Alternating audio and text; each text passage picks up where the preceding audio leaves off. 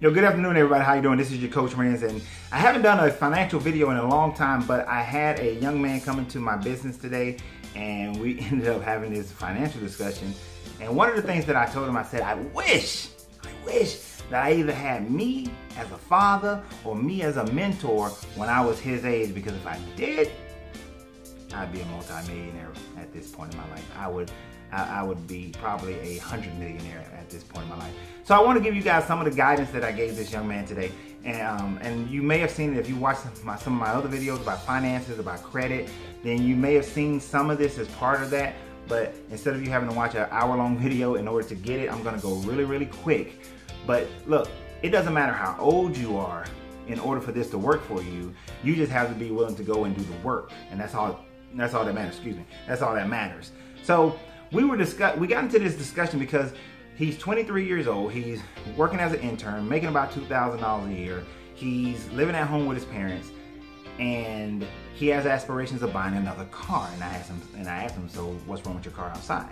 He said, there's nothing wrong with your car. So why are you trying to buy another car? I just want to give it to my sister.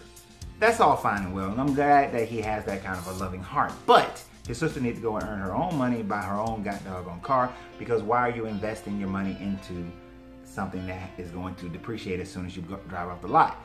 And of course, at 23, he didn't realize that if he goes and spends $10,000 on this car, and he has the money to buy it outright, that as soon as it goes off the lot, it loses $2,000 at least in value. So I told him it's better that you invest your money into something that's going to make you money.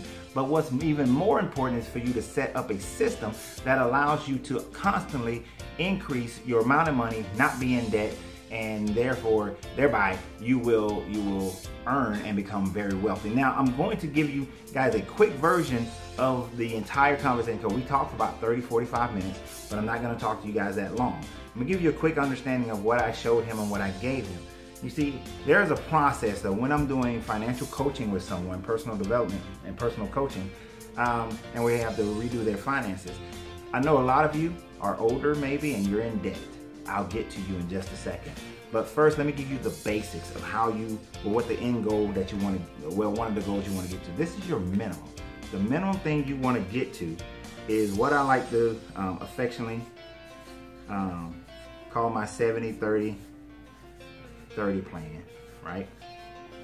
If you can do this, and if you read The Richest Man in Babylon, if you read some Dave Ramsey books, you guys probably have already seen or heard of something similar to this, but the question is always, why aren't you doing it? If you've seen it and you know it, why aren't you doing it? So you've seen something that is similar to this right here, 70, 10, 10, 10, right? So what do we do with the 70, 10, 10, 10? The 70, 10, 10, 10, or the 70-30 plan, basically is a plan where you set up your money in a way that allows you to be able to live your life and enjoy your life, but then also invest. Because when you do a 70, 10, 10, 10, what you have is that with the 70% is your NEC. That is your necessities, right? 10% go to your financial freedom account, 10% go to your savings account, 10% go to your play account. Now, if you look at my bank, I have each one of these accounts set up in my bank. Actually, there's another plan that once you get past this one, I have that set up in my bank where you have like 7 different accounts. And if you're married, there's an additional 2 accounts that you would have. So 70, 10, 10, 10. So your necessities is paying for your lifestyle. All right, 70% of what you earn pays for your lifestyle, how you live. This is your rent, your mortgage, this is your car note, your insurance, this is your everything, your credit cards, your gas, your food, your clothing. 70%. You at least got to get to a point where your minimum is 70% of your lifestyle is based on how much money you're making. All right, your financial freedom account goes to investments. You're investing this into things that are going to make money. You put it into investments. There's an infinity symbol back under there. The infinity symbol is there because every time you put money in, you make money with it, you put it back. You make money with it, you put it back. You keep doing this until your investments are making more money, making enough money that you can now take a portion of your investment to live your lifestyle and then be able to continue to invest. So 70% goes into your investments. Now, there is something very important to investments, and we're going to come back to that, okay? Because I want to get you to the basic. Your other 10%, that goes to your savings. You just saving this. If you need to buy a TV, you want to buy something for your car, you need some mechanical work, you want to buy another car, you want to do anything like that, that goes into your savings, right? So 10% goes into your savings every annual. That's an annual thing. Well, monthly, and then it grows. And then 10% is into your play account. This is when you go out and date. This is your fun money. This is taking a family out for a meal, for going to, have fun. Now, if you go on a vacation, that comes from your savings. You save for the vacation, but your play account is going bowling and everything else. And I advise you, and I advise my clients, spend this money every month. Every month, go play, go have fun every month. Otherwise, it's just a labor, and nobody can keep doing it if it's all just labor. Now, back to your investment account. This is the part that's very, very, very important. So we got this 10, 10, 10, 10. Let me give you an example of what it looks like. So this young man, he makes a take-home pay. Take-home pay. Because the government's going to get their tax money. Some people like to do this based on gross. That's fine, but it wouldn't necessarily work out because you also got to have then a column for your taxes. So, and then you have to figure that out, and that's a different percentage and all that kind of stuff. So just use your take-home pay as an example. Oh, and in the 70, and if some people may say, well, where's the charity? Where's I got to pay my tithes? That comes out of your 70%. Because not everybody believes in paying tithes, not everybody gives to charity. So I don't do a forced 10% for charity. Bring it out of your 70%, okay? Now, if you do have that you do that, then change your 70 to 60 and have a 10% for your charity. It's that simple. So, but I'm not forcing anybody to do that. That's all on you, because it may not be tied to a church. It may be charities to other organizations.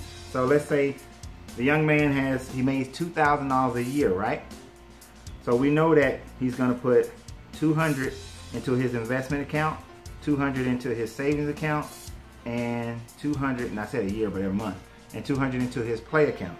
That means that he's going to have to figure out how to live off of $1,400 a month. All right, so if you make $2,000 a month, your 70% is $1,400, right? 2, 4, 6, yeah, $1,400. So now out of that $1,400, you got to get your rent and all that kind of stuff. It may mean a roommate for him. He's 23. It may mean a roommate. Maybe it's a 1-bedroom apartment that only costs him $700 or $750 plus utilities and all that, maybe $900. So he has to keep his expenses low in order for that to work. But whatever the situation is, and of course my solution to all things is go make more money. Then you can increase that. So, but as far as his investment, it's $200 every month into an investment. Now, let me give you an idea. Let me walk you through a couple of one or two things as far as that $200 into an investment. First, I need you guys to get some perspective. You got to have some perspective on this. Here's the first perspective. Some of you may think $200 a month, what is that going to do for me? The first perspective you need to have is patience. You don't have any patience, and this is my version of the Lemonis method of investment. I call it the Lemonis method of investment because 3 parts of it has to do with the guy Marcus Lemonis from the show The Prophet. If you haven't watched the show The Prophet, it's one of my favorite shows. I love it to death. But Marcus Lemonis invests in other businesses, and he has 3 things that he looked at when he invests in business. And we're going to talk about minimizing risk, risk assessment, not minimizing risk, but you are minimizing your risk when you understand risk assessment. So before I get to his 3 points, he does exude this 4th point, and they're all P's, and the 4 P's of Marcus Lemonis. Understand the first one is patience. You gotta have patience. If you don't have patience, then this won't work. I want you guys to understand something. I'm 45 years old right now. And let's say I was just now coming to this realization to the extent that I'm going to now do it. And that's the big difference. Many people have this knowledge, they have this realization, but they don't do it. So it's kind of useless if you're not gonna do it. But let's say I'm 45. It's my 45th birthday. It's not my 46th birthday coming up in a couple months, so y'all get presents, come on. But 45th birthday, I decide, the realization hit me, oh my gosh, I'm 45 years old, and I'm in 55 years, I'm gonna be 100, and I got to do something because I just haven't been living my life the way I need to live it, and I'm just having this midlife crisis because I haven't achieved what I thought I was going to achieve. I'm not where I thought I was going to be. Oh my God, what am I going to do? So I go through that motion. I need you guys to have patience, but why? Because at 45, let's say I was in his situation where I had $2,000 a month, right, to play with, to live my life. And you're thinking like, dang, $2,000 a month, how you gonna live your life at 45 years old? What are you gonna do? Okay, all my kids are, 2 in college, 1 whatever, and they don't need me no more financially. Let's say that's, and that, let's say that was my situation. Is not, because them jokers still be calling because I gotta do stuff for my daughter in the morning. But anyhow, $200 a month. I use a compounding interest calculator. If I had $200 a month that I invested, that means there's an annual, so my current principal started out $200. Then every annual addition is $2,400. That's $200 a month times 12, $2,400. Let's say I do this over a 30-year period. 30-year period. I'm 45. 30 years from now, I'll be 75. The average interest rate on compounding interest right now on a mutual fund, Vanguard fund, the S&P 500, whatever, is 12%. So let's say that 12% is compounded interest and annually, and at the end of 30 years, that $200 a month investment turns into $654,694.24. And at 75, that's how much money I have in my investment. That's how much money I can start pulling from in order for me to continue to live my life. Now, some of you may just caught it right then. Be patient. 30 years. I'm 45. What is the reasonable expectation for me to live the next 30 years? It's pretty reasonable. I live in America. I exercise. I eat all right. I meditate. Medicine is pretty decent. I prefer more natural things. But hey, it's very possible I could live another 30 years. It's very reasonable, incredibly reasonable, right? But let's say even more reasonable and they're doing some construction next door, so I'm sorry for that noise. It is even more reasonable that I will live to be 100. So let's say I live to be 100, that gives me 55 more years, right? 55 more years. If I take 55 years, $200 a month, 12% annual compounded interest, 55 years, that's $11,488,245.69. That's $11.5 million almost, 11.5 million. 55 years. So if you're 30, 55 years, you got 11.5 million. If you're 20, and in 55 years, you got 11.5 million. If you are 45 or 50, 55 years, you got 11.5 million. People talk about generational wealth. I think you're leaving something really nice behind. Even if you die at 55, at 100, and you leave 11.5 million to your family. All right? And that's a safe investment. Those are in safe investment. I'm not going to tell you guys what investments to go look for. Those are in safe investment. But let me tell you the rest of the Lemonis process. All right? How do you evaluate risk or evaluate your investments? Oops. It comes down to his 3 P's, and I added the other one, which is patience. I'm going to say that's a Gary V thing because he talks about patience a lot, but plenty of people talk about patience. So we got patience. I'm probably not spelling it right because ever since spell check came out, I can't spell it anymore, but we got patience, okay? What's the next one after patience? Right? What you're looking at, okay, first let me give you the investment strategies. Things like mutual funds, IRAs, hedge funds, those are very safe investments. And if a hedge fund is averaging 12% per annual, because of course that's up and down every year, every month it's up and down, but let's say the average is 12%, and that is what the average is on the S&P right now, and actually over the last 20 years. So let's say they were averaging. So you got those kind of investment. Now I wouldn't do anything that starts with a 4 because, like the little saying goes, if it begins with a 4, then it's for the government. So I wouldn't do a 401k, 401 nothing. Okay, not me. I wouldn't do it. But whatever investment you find, whether it's a Vanguard, whatever fund it is that you get involved in, whether it's stocks, bonds, whatever, if you got the time to do stocks, do it. But 12% per annual, you got to evaluate the risk. First, you got to have patience. If you don't have patience, it's not going to work. The other thing that you got to look at, one of the other kind of investments that I like personally, is I like investing in small businesses. That's what Marcus Lemonis does on his show, The Profit. He invests in small businesses, okay? Now, understand, all of them are not going to work out. I was just watching a review show of his. All of them didn't work out.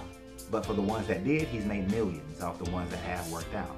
So if you were to find somebody who could use $15,000 and you're able to take that $15,000 and they have a little print shop and they want to grow it, if they have a restaurant, they want to grow it, and you want to evaluate, should I invest in it?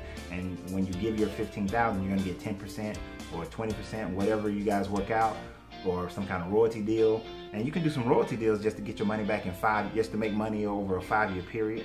You can do those and then go and flip that into another investment. There are so many different ways to invest your money.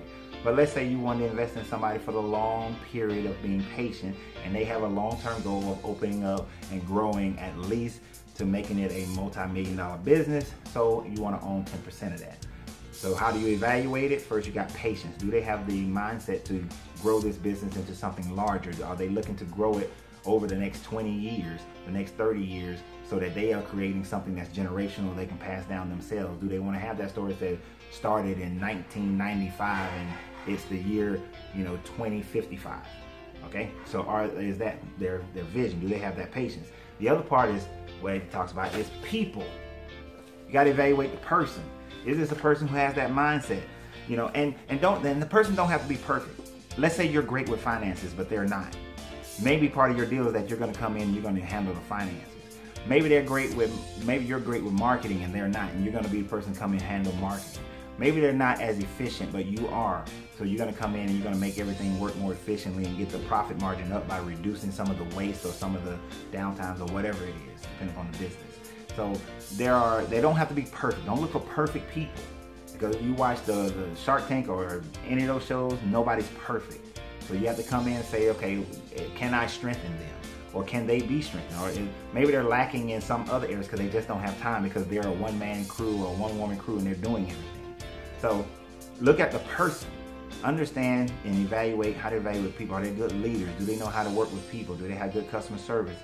Are they an honest person? Look at the person. Do they have drive, determination, grit? Are they willing to sacrifice their own personal lifestyle in order to make sure this business grows?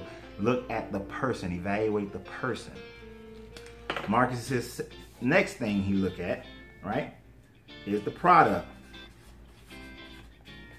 Right? So you're looking at the product. Is this a good product? Is this a good product that has the ability to stay? Does it have longevity? Is it something that people in other areas would want if we grew? Or is it something that's regional and maybe we can dominate one city? There's a company here in Atlanta that when they came to Atlanta 30 years ago, if you had invested $20,000 30 years ago into this company, now they have 7 locations, you probably make a good $70,000, $80,000 a year off your investment from this company, right? I don't know how they do their books, but I'm just saying, it's possible. They got 7 locations. They're dominating here in Atlanta. So it may be regional, it may be citywide, it may be southeast, northeast, could be a whole region like that, or it could be national or worldwide. But do they have a product that you can constantly sell? And do they have a product, or is there set up something that is beyond what they have? Like, I remember when Dunkin' Donuts only sold donuts, but they recognized they're just not a donut shop. They're a morning breakfast stop shop, and they sell donuts and breakfast food, and they also sell coffee, and they're getting deeper into those kinds of sales. So what kind of business do they recognize their real business? Is their product the real business that they're in? So evaluate their product. Is it a good product? Can it be replicated without the owner being there? Like, all my stuff have recipes. All my people have to do is follow the recipes. If you're in California, follow this recipe. It's going to taste the same here in Atlanta as it does in California, because the recipe is going to be the same. Please don't be like those New York people who come down to Atlanta and swear New York pizza is not the same down here simply because of the water. I'm not buying it. It's just, people move to other areas, they change stuff. They change their recipes. So do they have that kind of consistency? Can they evaluate it? Can they make sure everything stays the same? is it possible to monitor those things? If you can do that, if it's a good product that can be replicated, then that may be something you want to do and pay attention to. The last one, and I know I spelled this wrong, but it's the process, right? How do they handle their business? How do they, is the process, can you duplicate that process? Can you duplicate the leadership? Can you duplicate the customer service? Can you duplicate the product in such a way that it can go over and over again? Can you duplicate the business? Is this a business that can only be in one spot? And if it is, can it grow into a multi-million-dollar business even in that one spot? There's a sweet shop in Atlanta that I know the owner personally, and I was told a couple of years ago that during that year he made $1.3 million. So that one shop made $1.3 million, and he's consistently been growing for the last couple of years. So I know it's over 1.3. I believe he made 1.8 the year after that. So it can be one shop, but what's the potential of that one shop in that process? Is it a process that the owner can step away from and it still continue? So like I said, patience, people, product, process. That's how you evaluate your risk. And if those things, and if there's lack somewhere, can you come in and fix it? Or is the ability to fix it there? Like, I can tell you this for me. I work so hard in this business right now that I don't have time to do other things. Now, if I had the time to do some of the other things, then this business would prosper even more. But as it's been prospering, I've brought in employees, I'm now able to do some of those things. So it is growing even faster. Why? Because I have time now to focus on the things that an owner should. I can focus on my business, not being in my business. So if you understand that, then you're good. Now, let me help some of you guys who've been listening to this and you're saying, well, I just can't get out of it. Now, if you watch my other videos, I told you that I have a letter that you can ask for. Just send it to masteringyou10@gmail.com. Send me an email asking for the letter. The letter will help knock off most of the things off your credit if you do it right. And I have instructions that go with it. I'm still going to give that out for right now, but that will stop very, very soon as I've been growing my coaching, and these financial gems will not go out to everybody. Not things like that letter. I'll tell you stuff, but not that letter. But let's say you are in debt and you need to get out of that debt, right? Well, there's another style of a plan that will help you to get out of debt, but you have to be willing to do this, okay? You have to be willing to do it. And if you're not willing to do it, then, you know, don't bother doing it, right? Because then you're gonna find yourself hating life. Well, you know what? Let me take all that back. Either you're gonna do it and be successful, or you're just not gonna do it. Plain and simple. I mean, that's just the way it's gonna work itself out. So here we go. The way this plan works is totally different, and it's gonna take a lot more energy out of the people to do it. Now, I've already explained to you what some of these accounts are, so I'm just gonna tell you what they are, and then you'll just have to go from there. And I know one account people are gonna say, no, I can't do that.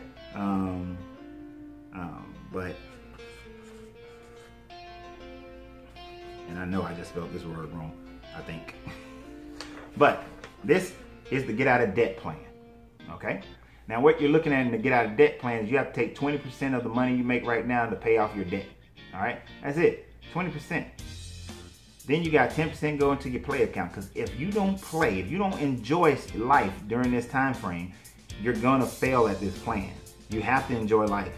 Then you still do a financial freedom account so that you can invest money to start moving yourself in the right direction. Because the more you invest money and you see that investment growing, you're gonna feel better as well. These two help your emotional state. And then your NEC, you gotta get it down to 60%. 60%. All right, I know that's hard, but you have to do it. Now and you might mean cutting a lot of stuff out of your life. It may mean cutting a lot of stuff. I can't tell you exactly what to do in order to make the 60% work unless I know your stuff. Like, I gotta know what's going on in your life. But that 20%, you take that 20%, make you a list of all your debt. And you take that list and you look at everybody who's listed, you look at how much you owe each person. You take that 20% and you break that thing up, you know, based on all the people. so that you can say, okay, this people I'm gonna give $30 to. These people are gonna get 70. These people are gonna get 60. These people are gonna get 20. These people are gonna get whatever it is, however it is. Then you call each one of them up, and you say, hey, I'm working a plan to get completely out of debt, to pay off all my debts that I have. The debt that I owe to you is X amount of dollars. And based on what I've been able to evaluate, this is how much I can send you. They're gonna bitch and moan and complain. They're gonna curse you out. They may say, well, that's not gonna work. We ain't gonna do it. I'm just giving you a courtesy call to let you know that this is what I'm going to do, okay? This is what I'm going to. Now, if you use my little credit letter and you get rid of some stuff, then you ain't got to worry about this part. Then you just worry about the ones that don't leave. But you just call, hey, this is what I'm going to do. This is how I'm going to do it. So if they can say whatever they want to say, but at the end of the day, that's it. Too bad. They just going to have to live with it. And then what you do is every month you send that money off. And they're going to call you.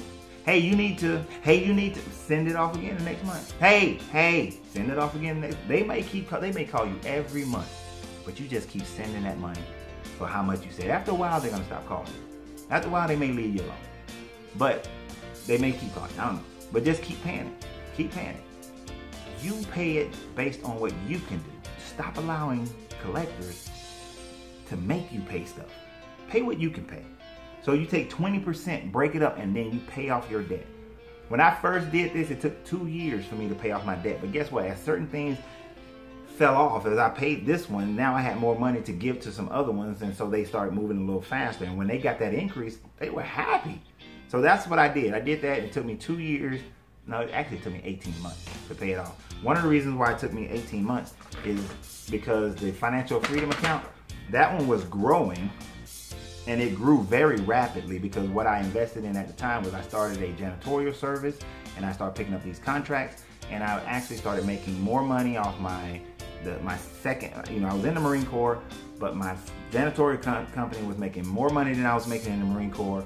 So I was able to utilize some of that to offset. Now, technically, you're not supposed to do that in your financial freedom. You're supposed to just keep reinvesting, but I wanted it, my wife became pregnant and I wanted to get those debts paid off a little bit faster. So I broke that rule, but as soon as everything was paid off, I went back to it. So, but try not to make adjustments, because you start breaking it and making adjustments, it's hard to get back into it because you'll start breaking it. You'll deem other things are important, and I could have not broken that rule if I should not have broken that rule. But I'm just letting you know I did, just for all transparency.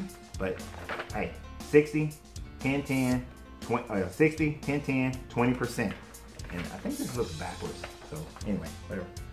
So just in a quick review, what you want to do, this gets you out of debt and gets you into financial freedom of investment. And of course, once that 20% is gone, you put 10% over here into the 60. But if you've gotten used to living off that 60, then just flip 10% of this into savings, and then take another 10% and put that into your financial freedom account and start investing even more money into your investments. Because really, you want to get this down to 50%. If you can get this down to 50% and then put some of that money and more money into your investments, that's even better. Think about that $200 that I told you guys about. The other thing, if you're just a young kid or you're just grown now, get your expenses down to 70%. Might mean moving into a cheaper place. I don't know what it means to you. Invest 10%, save 10%, go play with 10% every month. And then when you're evaluating investments, you gotta be patient. You evaluate the people, because even if you're doing an investment, evaluate the fund managers and those other people. Then you got the product. Evaluate the product if you're investing in a business, or even the fund management. How has it been performing over the last 10 years, 20 years, 30 years? And then the process. What is the process? And if you're investing in something that has an annual return, like I said, if you put $200 a month into a product that gives you 12% interest per annual, at the end of 55 years, you have $11.5 million. If you feel like that's too long, you do it for 30 years, you have $654,694.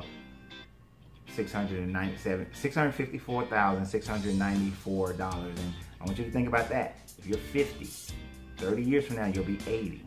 And I believe that at 80 years old, if you got $654,000, it's not bad. It's not bad. It ain't 11.5 million. But if you've been doing that, and if you're like me, where you still want to earn money, I'll be doing something to still earn money, even when I'm 70, 80 years old, 90 years old. I mean, I have all these businesses, and I mean, Uncle Rin's Popcorn be all over the place, and I'll be doing speaking and coaching all over the world, so I'll still be earning money. But whatever it is you want to do, you know, you making quilts and stuff and you selling it, man, you can still be investing. You can still be putting that $200 away. And if you've created that habit for the next 20 years or 30 years, then guess what? You're going to keep doing it. And then if you're 80, if you're 50 now, you live to 80, 30 years, and then 20 more years, that's 50 years, you're 100, you got 11 something million dollars, and then another 5 years there, you got 11.5 million dollars, you're 105, and then you live to be 120, then you've been still doing that. I mean, you're gonna have a ton load of money, you know, in the bank. All right, and let's say because the average longevity of life is going up, so I just want to do it just for grins. All right, my 18-year-old, let's say she does this for 100 years, right? Oh my goodness. Oh my goodness. If my 18-year-old committed $200 a month for 100 years, that would make her 118, and a lot of people are 118. That will be $1.8 billion. 1.8 billion. I'm gonna shut this video off right there. Just right there, because you know it's very powerful. So teach this to your kids. But more than so, but if you really want to teach it to your kids, do it for yourself. Get out of debt or decrease your debt. Decrease your standard of living so you can invest. Start investing, and over a 20-year period, you don't know how things are going to end up. Over a 30-year period, how much money will you have? If your kids see you doing it, then it's more applicable for them to do it themselves. And I want you guys to understand this. One thing, the reason why I like investing in business, and what do my Marcus Lemonis invest in business? Let's say you invested in a business like mine, and it's paying you $200 a month. Be conservative. It pays you after a year that you invest, but open up a store. A year later, you start receiving a check for $200 a month. We are compounding stores, so we start opening stores. We just consistently open stores. It takes us a year, we open up another store. Now it only takes us 6 months, we open up a third store, and we keep going, opening stores, and compounding interest, just like compounding stores. And let's say after 10 years, being conservative, let's say we got 10 stores in 10 years. Each store is paying you $200 a month, because we're going to be very conservative on this number. $200 a month. Now, that $200 a month from 10 stores equals what? What? $20,000 a month. You're getting $20,000. Is that right? Am I right? 200 times 10. Put another zero on there. No, I'm doing that wrong. No, that's not right. That's not right. So they got 10 stores. This is messing me up because I don't have a calculator. And I'm not gonna mess up this video. So yeah, 10 stores paying you $200,000, paying you $200 a month. That is, I'm sorry, I lost my mind. That's $2,000 a month, right? And $2,000 a month over a 12-month period is $24,000 a year that you're getting off of just an investment that you may have made 10 years ago. So that's an extra $24,000. Now let's say you get 100 stores. Now you're putting 2 zeros on the back end of that. So instead of $24,000, you're getting $240,000. And so let's say it takes 30 years to get to 100 stores. If it takes 30 years to get to 100 stores, and you're 40 or you're 50, you're 80, now you're getting to almost $250,000 a year. You know what I'm saying? You understand? My math was so wrong right there. Just been looking at too many numbers today. But almost the middle of the month, so I've been reevaluating some numbers and some efficiency numbers. But look at that amount. Think about that. 30 years. I mean, 30 years. You got 100 stores, and now you're receiving, if you're only receiving $200 a month from each store, come on now. Come on. Now let's say we're putting those stores into some high volume areas. Instead of $200 a month, you get $1,000 a month, and you got 10 stores. It's $10,000 a month. See them numbers? See how them numbers, they can change, they can jump up on you, they can grow. So that's why I like investing in businesses, because if the businesses have the opportunity to pay you a lot more and to pay you a lot more over the long run. Yes, they're higher risk, but you look at the person, you be patient first, look at the person, the people who are running it, the product, and the process. Those things match up, you can minimize your risk in what is a high risk environment, which is businesses. Alright? Now stocks, funds, mutual funds, they have their risk, so you got to evaluate them, but their returns are not as high. So you got to think about all those things. And it's good to have a mixture of the two. Well, you can have a mixture of the two. I hate when people say it's good you have a mixture. I don't believe in having a mixture of the two. I'm only going to have one. I'm just investing in businesses personally. That's all I've ever invested in, is just businesses. I did the investments into some other mutual funds and stocks once before. I don't like the rate of return. So for me, because I'm willing to take bigger risk, I began to just invest in businesses. So you guys have a great day. I hope this has been helpful to somebody. I did not mean for this video to be 35 minutes long, but as I always say, you got to free yourself to be yourself, because your greatness is non-negotiable, and this is your Coach Renz. And hit me up if you still want that letter. I may do it up until, I may keep giving that letter out up until, I'm going to say October 15th. That's my birthday, is October 15th. After October 15th, I will no longer give anybody out that letter, this letter that'll help your credit. If you, because I'm going to have there's some other things I'll be starting before then and after then. So if you are watching this after October 15th, I'm sorry, but I'm not giving out the letter. Don't ask, because I'm not going to give it out, because I will not lie and made everybody else hurry up. And I'm sorry that you see this late, but I'm not giving it out. I'm done after October 15th. So if you want it, you best ask now, but please don't do like so many people have done. I've went back and checked on, the couple of hundred people who asked for that letter that I did, and I did the video last winter, and guess how many people have actually used the letter? Three. Out of 100 and some odd people, it's like 131 people, 3 people. 3. That is shameful. That is shameful. You get a tool that can help you grow, help you correct your credit, and you don't even use it? You don't even try? I mean, what's the harm? How can it hurt you to fill this thing out completely?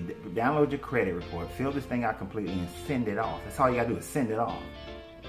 All it takes is, it took me like 20 minutes to do it. But you don't want to do it. This is why those credit repair companies make money off people, because they know people are not going to do it, that people are too lazy to do it. So if you're one of those kind of people who are too lazy to even fill out this letter and send it off, then you're not the kind of person who's going to make money. And this whole video and all this time has been a waste for you. I don't believe in the, I give you this and that plant a seed. I don't believe in that crap. I believe in, you either get the information and you go and you do it, or you don't. You wasted time. So until you actually go for it, you're wasting time on anything else. People say it's harsh, but I don't care. And, that's the difference. And I'm gonna, in all my videos now, I can't be the Mr. Nice guy and take it easy on people, because there's a lot of my other videos that concern spirituality that I recognize I'm being too soft on people. I'm being too soft. I'm treating y'all like kids. I can't do that no more, because this is too important. It's too important for generation after generation. So get with it. And like I said, your greatness is non-negotiable.